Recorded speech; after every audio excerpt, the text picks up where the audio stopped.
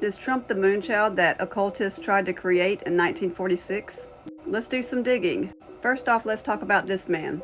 Aleister Crowley, who was an English occultist ceremonial magician. He founded the religion of Thelema, identifying as the prophet entrusted with guiding humanity into the Aeon of Horus in the early 20th century. This man, R.L. Hubbard, was a follower of Aleister Crowley and heavily in the occult. Aleister Crowley wrote a book called The Vision and the Voice about a deity called Babalon, or as we know it, Babylon. This is the seal of Babylon. You see the 777? We'll get back to that in a minute. Aleister Crowley wrote this letter in 1946. It says, apparently he or Ron or somebody is producing a moonchild.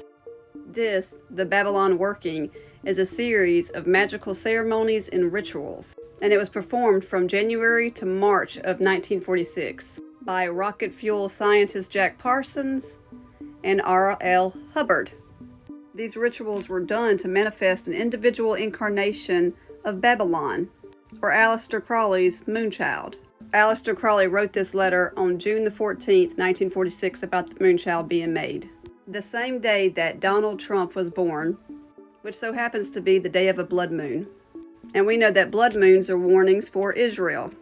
A super blood moon will mark the second anniversary of Donald Trump's inauguration. Blood moons seem to like him. Now let's go back to this, the seal of Babylon. We as Christians know the number 7 is a good number in the Bible. But in the context of dark magic, the number 777 is often interpreted as a symbol of powerful primal energy, representing a connection to the deepest, most potent forces of the occult, sometimes associated with chaos or the dark side, depending on the specific magical tradition. Now, why do I bring this up? Well, 7 seemed to follow him as well. Trump was born on June the 14th, 1946, which was exactly 700 days later when Israel was reborn as a nation on May 14th, 1948. On Trump's first day in office, he was 70 years, 7 months, and 7 days old. 777. He was also inaugurated in the Hebrew year 5777 and beat Hillary Clinton by 77 electoral votes because 7 electors defected. Exactly 7 months after Trump's first full day in office, there was a total solar eclipse over the U.S. continent, a path that was exclusively in the U.S. that has not happened since 1976, the year recognizing the U.S. Declaration of Independence. Forbes magazine also ranked Trump the 777th richest man in the world.